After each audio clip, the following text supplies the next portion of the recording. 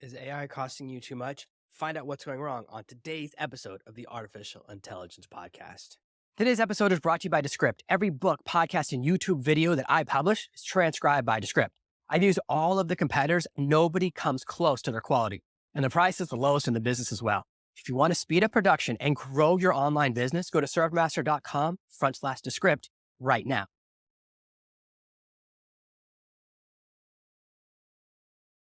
Are you tired of dealing with your boss? Do you feel underpaid and underappreciated? If you want to make it online, fire your boss, and start living your retirement dreams now, then you've come to the right place. Welcome to the Artificial Intelligence Podcast, where you will learn how to use artificial intelligence to open new revenue streams and make money while you sleep. Presented live from a tropical island in the South Pacific by best-selling author Jonathan Green.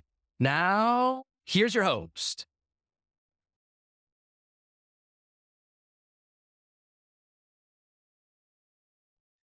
Today, we're going back to the original format, the classic format of this podcast, which started way back in 2016, which is the solo episode. I want to dive in with you guys into some important things when it comes to your overall artificial intelligence strategy, because I see a lot of distraction, misinformation, and overwhelm out there, and I don't want that to happen to you.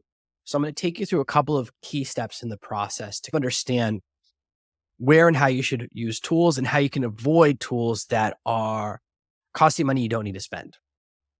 Right now, a lot of tools are adding in features that are just ChatGPT 3.5, the free version of ChatGPT, and charging you $20, $30, and $50 a month for it. It can get very expensive when you end up using multiple tools. So the platform that I use to host the audio version of my podcast, first, they came out with this really cool feature to do audio enhance. You pay a little extra every month, and they turbocharge the audio every month and have a good AI for that and does a great job. And now they'll be like, hey, we'll write your show notes as well. And it doesn't seem like a big deal because it's, just $20 a month, but it starts to nickel and dime you. And if you have multiple projects or multiple things where you're using tools like these, it's going to start to add up. And suddenly you're spending hundreds or thousands of dollars a month. Now, I want to take you through the tech that I'm using and exactly how I've pushed down my overhead and what some of the biggest costs have been in running my business and where things can get really expensive if you take your eyes off of them. So some of those dangerous places are running ads. Ads can get really spiked very quickly if you're not watching and you're not maintaining them. The second place is any platform that charges you for scaling. For 7 years, until last week, I was a customer of ConvertKit. It's a great platform for beginners. I've been an affiliate for a long time. I just closed both of my accounts last week because it was costing me a lot of money. A couple of things happened. The first is that every time you list hits a certain size number, they increase your bill. And if you lose that number, so let's say you cross the bridge and you have 10,000 subscribers. So now they move you up to the 10,000 subscriber plan. You pay a little extra. If you have 10,001, they're going to charge you that. If you drop down to 9,999, they're not going to drop your bill. You have to manually ask for it. So every one of these platforms does things that I think are a little disingenuous. So instead of adaptive pricing, it only moves in one direction, the direction that benefits them. So if you don't catch it and complain about it, they'll bill you that way. Now, all of the different providers do this kind of thing. Aweber is guilty of, if someone unsubscribes, they still charge you from someone who you can't even email anymore. And I don't know if they still do this. They were doing this years ago when I was working with 10 years ago when I caught them doing this to me. I was like, wow, I have a huge bill for a small list. And I realized I was paying for over 10,000 people that had unsubscribed. So I was paying hundreds of dollars for people I couldn't even email. So over the past year, one of the things I've done, which has been very scary, is move to a self-hosted email solution. And that means it's a lot more technical stuff. You have to go through a little bit of pain, but it gives me total control over my list. I email through several different platforms. I still have good deliverability. It's still little technical hiccups, but because I'm in control, I can fix them, right? And so I'm working through each of those processes and getting better and better and constantly tweaking, and I have total control. It also means that someone else can't mess with my account because they made a change at ConvertKit last week. And what happened?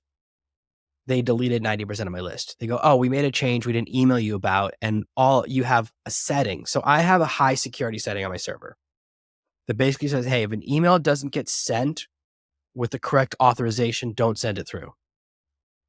And ConvertKit basically said, hey, because you have security, you can't email your list. So they made a change. They did it on Christmas Day, which is the coolest day to do it on. And what a process to go through.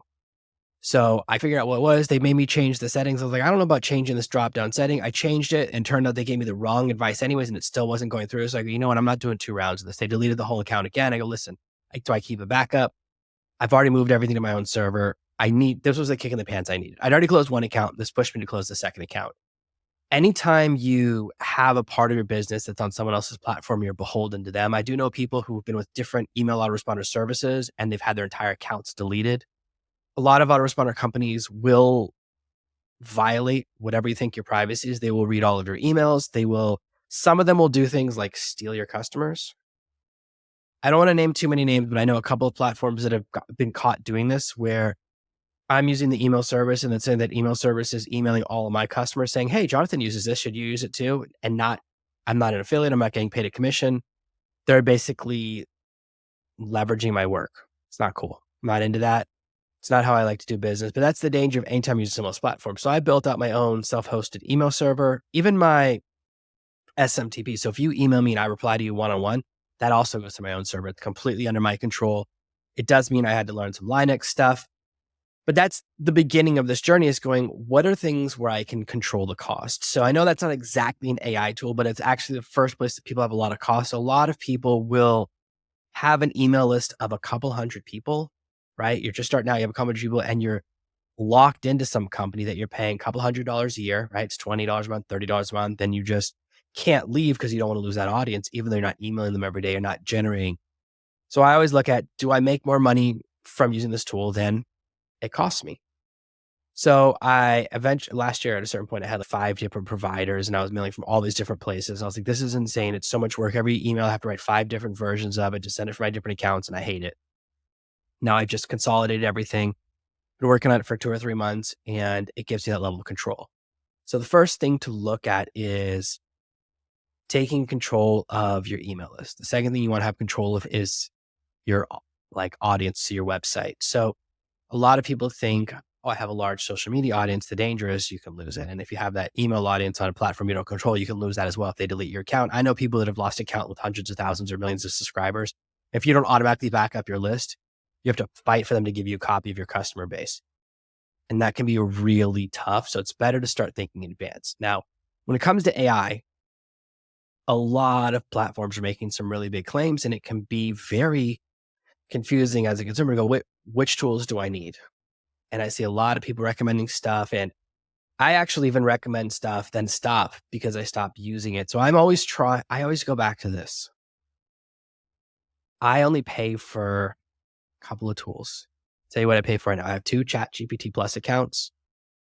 I have a Midjourney paid account. I have a Leonardo paid account. I have a Gling paid account, which is just aces. I was using that this weekend for a project, and it was absolutely worth it. I paid for an entire year in advance because it doesn't work, and I just want to not have to deal with this again. I don't want to deal with monthly billing. I just want to get it done because I've been testing it for a while. I have tested other tools that are platform specific. Like I was playing around a lot with Taplio, which is a LinkedIn kind of content management system, but it's just ChatGPT. It's just a friend for ChatGPT for what it costs. The only thing that it does well is like a comment management system, because no one has comment management for a personal LinkedIn profile except for them. But it wasn't the right fit for me. It's still a great program, but it's not right for me. And it's a little expensive at $50 a month.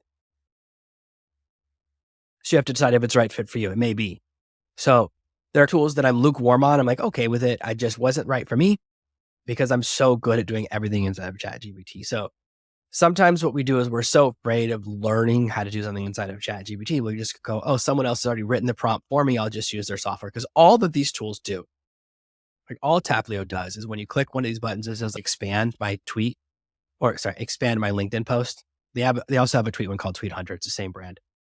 All they're doing is taking what I wrote, adding a ChatGPT prompt, sending it to ChatGPT, and then sending back to me the response. So all you're really paying for at $50 a month is organization and then their collection of prompts. And my LinkedIn prompt is better. So the most important thing to understand is that if I can get a better result, so I can train LinkedIn to sound like me, I can get ChatGPT to sound like me, to sound more like my voice.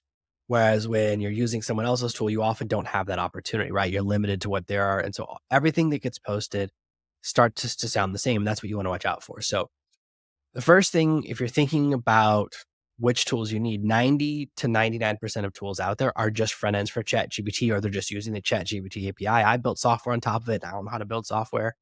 So this idea that all these other tools, these enterprise level tools, most tools that are enterprise level are like 99% profit because they're business to business and they're selling to businesses that don't realize they're just paying for like a neutered version of ChatGPT 10 times more.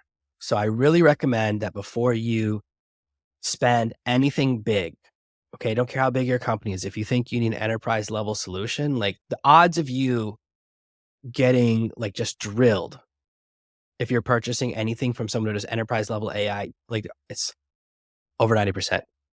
The odds that they're overcharging you or selling you an inferior product that's actually free. Remember, ChatGPT 3.5 is free. Okay. Some of them are even using APIs from open source APIs. So they're literally paying nothing. So you might pay $10,000 a month and their overhead is $4 a month for the API costs. That's how overcharging they're doing. And that's the problem right now with the market is the opportunity is so big is that most people don't know what they don't know. They don't know what AI should cost or what they should do. So before you invest in anything, let me tell you the tools you need. The first one is you need a foundational tool, which is a text tool. Okay, you need something you're using to write. It can be Claude. It can be Grok, the Twitter one if you want. I don't have a lot of experience with that. I did sign up for it, but I never got a notification that I got access. I haven't checked in a while. It can be ChatGPT. That's the one I use. And that's just the one I started with. They all accept the same prompt. So it's not that huge of a difference. And it can be a free open source one, right? It can be Mistral, which is the hot open source one right now. So you can actually download and install an entirely free one AI on your computer. I cover that on my other channel, the Serve No Master main channel. I have an entire training video showing you how to install one and get it up and running. It takes about 5 minutes. And you can run an AI that's as good as ChatGPT 3.5 absolutely free. So you don't have to pay anything. Okay. It's just a convenient and power of your computer factor. So if you have a weaker computer, it's a little bit slower and it's not as powerful. That's the trade-off. But you can get better AIs. And by the time this comes out, I'm recording this a little bit in advance because my guest for tonight didn't show up. Well, guess what? The free open source AIs will be even better and better. So really, that's a great place to start. So you need something used for text, for writing. The second thing you need is image generation. Now, I know ChatGPT has DALL-E 3 built inside, but it always looks like a DALL-E image. A lot of people, especially on LinkedIn, are really leaning into DALL-E, and it's very obvious, and it generates a lower quality image. Now, DALL-E is better for prompt consistency. So if you have a really complicated image, it's more likely to put the right things in the right places, but the image won't look as appealing. So I really recommend you lean into Midjourney. I do use Leonardo. If you're an artist or you're more talented, Leonardo is just very powerful. I struggle to get good results from Leonardo, and that has nothing to do with them. That has a lot to do with me because it's just so powerful. It has a higher learning curve, and I haven't spent enough time on it, whereas I spent a lot of time with Midjourney. You can, again, get free AI generation tools, but when you can get some amazing tools, you can even get Stable Diffusion paid version for $20 a month. So if you do, you should really think $20 a month for my text tool, $20 a month for my image generation. I think I'm on the $12 a month for Midjourney, I think, because when I signed up, I bought an annual plan. I think it was that. That's really the place you want to be. So I have these additional, because I have a large company, we do a lot of AI. I have a second ChatGPT account and I have the Leonardo account. I originally got Leonardo so that two people on my team could do image generation at the same time. Because the way Midjourney works, I couldn't give two people access to my account at the same time. And creating a second account that I control was too weird because you have to log in through Midjourney. If I could have created it a second way, I would do just a second Midjourney account. I don't mind. But those are the two main tools I use. Now, if you're going and doing other things, if you're doing like print on demand, or if you're doing a lot with video, then it makes sense to then add a specialized tool here and there. So if you're looking for like a tool for image editing, and an AI tool to doing photography, you want to make your pictures look better. Luminar Neo is very interesting. I just bought it myself. What's cool is they do have a lifetime license. It's not a subscription. I'm always looking for that with tools right now. So my email platform, the software I use, I paid a one-time license fee. I don't pay an annual or monthly subscription. And then I just pay server fees, right, for how much server power I use. And I have two servers, one that hosts the email sending platform that costs $20 to $25 a month and it's billed based on usage. And then the other one that hosts my email inboxes and outboxes, that one is costing me, I think like $50 a year or something like that. So very low cost for that one. Trying to give you guys real numbers because it's so hard when I follow a large creator, someone I look up to, and I can't understand what things should and should not cost. So I'm giving you guys real numbers. I hope that's okay with you because I've just been cutting my costs down, right? So at one point I had a maximum ClickFunnels account and a maximum Kartra account and a maximum GrooveFunnels account, and I had a maximum, and I had 2 ConvertKit accounts. I was spending thousands of dollars a month on the ability to send emails and build pages, and I've just been pulling back and going, it's just inefficient. So what you should think about with AI is it should be very affordable, it should be really powerful, and it should really save you a lot of time or save you a lot of money. So I just started using Gling, which I have made some review videos for. Gling is a tool that will automatically edit your videos in a very specific way. What it does is it automatically removes mistakes. I don't make a lot of mistakes when I'm shooting videos myself. So if you write a transcript and then you shoot it from the transcript and you make a bunch of mistakes, you can upload the script and you upload the video to Gling. It's all done on your computer. And it takes a couple of minutes and it will mark out all the mistakes. It's not perfect, but it's about 80% accurate. And it will let me edit a video. Instead of it taking an hour, it takes me whatever the length of the video is. I just have to watch the video once and uncheck a few things, check a few things that need to be muted out. And otherwise it comes out with a really great result. So it will take the best of multiple takes and it's very quick. It's $15 a month. I was on the fence about it because there's other ways of editing that I can look at the script and kind of edit back and forth, but the Gling is so fast that the one thing they do it well enough that it's worth it. And again, it's not a crazy expensive tool and it only makes sense if you make a lot of mistakes. So I don't use it for myself, but when I'm doing editing videos for clients, it's made a huge difference because I've shot so many videos that I don't need to edit out that much of what I say. I don't make a mistake and then re-say the line because if I'm reading a transcript, what I'll actually do is just reread the whole thing. And if I make more than one mistake, I'm going to reshoot the video. That's just me because that's my process. However, I was working on a client project yesterday. Oh my gosh, it saved me so much time. So I'm a big fan of that tool. The next thing you might need is an image upscaler. There are some free ones online. I bought Topaz Gigapixel. I think it's called Gigapixel XL. It's $99. They're always on sale. It's always under $100. And it's a one-time purchase. They send updates every single day to their algorithms and it just upscales really well.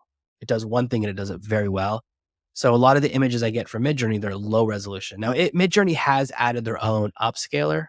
And I cover this in a recent video as well, where I was testing the upscaler and I actually, for an image, I didn't like it. The image was different. They didn't just enhance the image. They actually created a new, clearer version of the image and it changed it enough that I go, oh, I'd rather just upscale the other image. It's just a different way of doing it. The issue is that upscaling can take a long time. So it costs a lot of server credits. So it could take a couple of minutes out of my 15 hours a month of credits with Midjourney.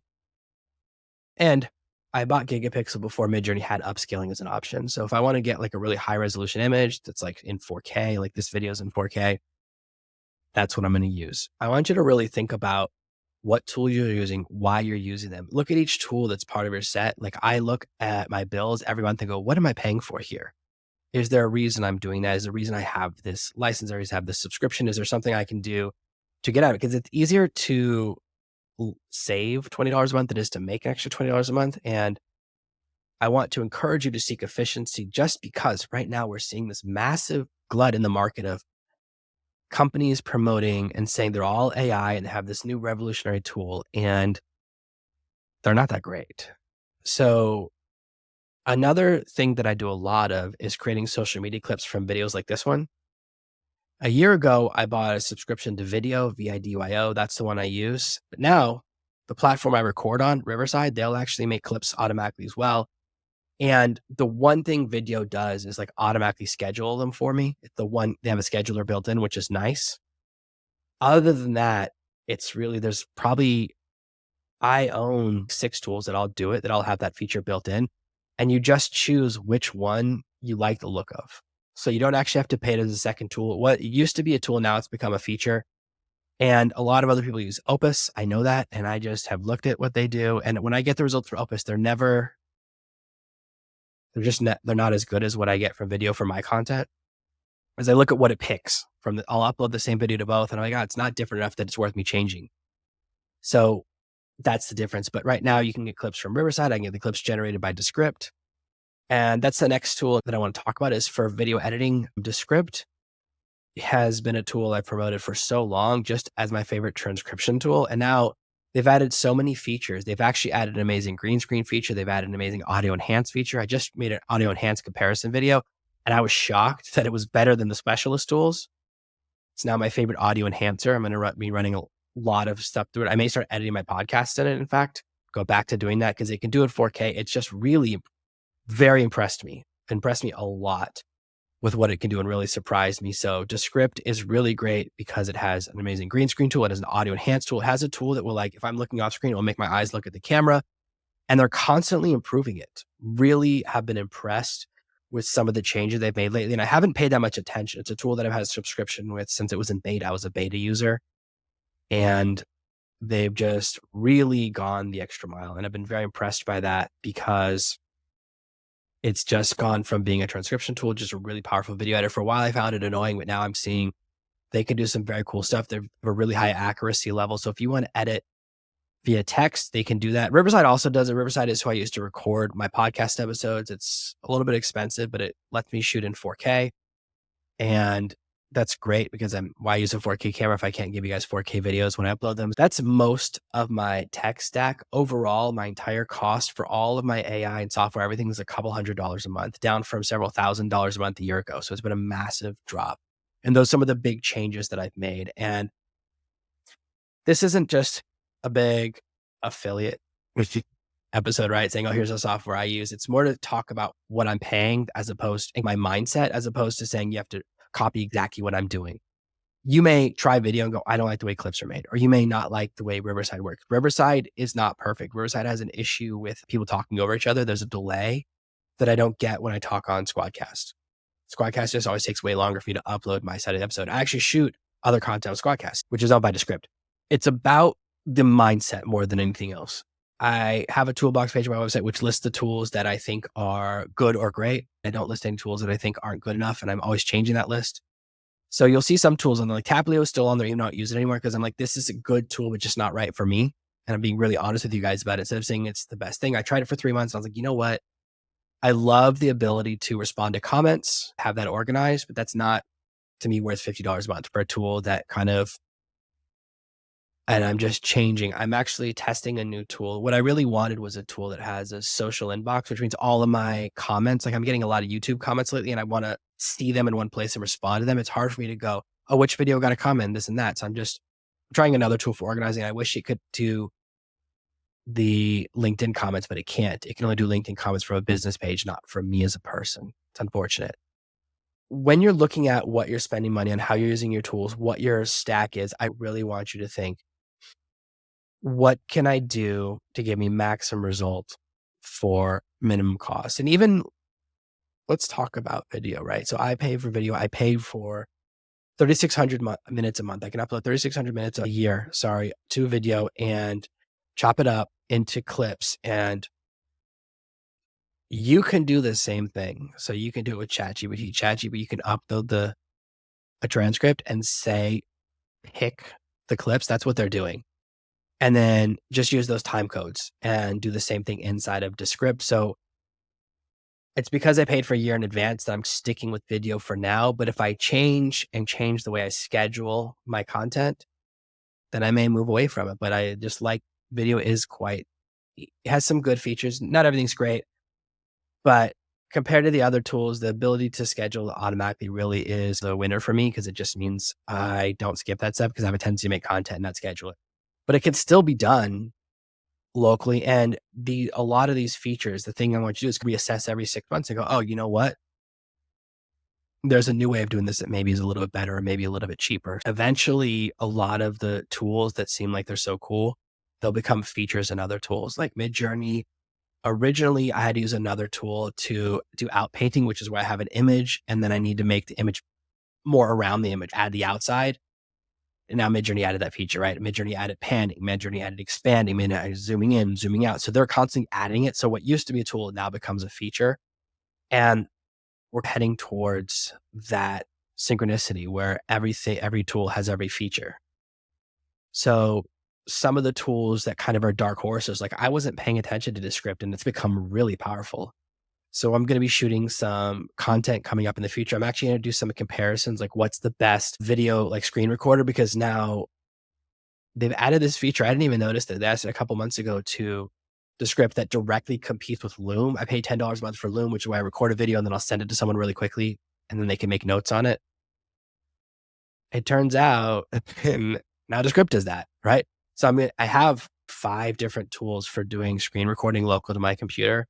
So I'm always looking for what's the best now because tech is changing. So please stay with me. Thank you guys so much for listening to this episode. This is a solo episode. It's going back to a classic format. Maybe doing more of these because it's a lot easier. I can tell you what, man, so many guests no show and it's such a hassle. It's like, I just want to give you guys like rock solid content. So let me know if this is the type of episode that you guys dig on, because I'm happy to do it to just give you guys really good episodes. I've been thinking about it because I need a delay between when I shoot a guest episode and release it just because I need time to edit it and in case they no show and all of that stuff.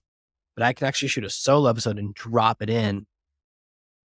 And maybe I'll go back to that format just because I love doing this type of content. I hope you guys dig this episode. Thank you so much for being here. I really love creating the Artificial Intelligence Podcast, and I'll see you guys next week. Thanks for listening to today's episode. You can get a free custom GPT bot that I've built with the click of a button. Add my personal content creation assistant to your company less than 2 minutes. Add Cynthia Diamond, the content creation expert, to your team absolutely free at artificialintelligencepod.com/diamond. Thank you for listening to this week's episode of the Artificial Intelligence Podcast. Make sure to subscribe so you never miss another episode. We'll be back next Monday with more tips and tactics on how to leverage AI to escape that rat race. Head over to artificialintelligencepod.com now to see past episodes, leave a review, and check out all of our socials.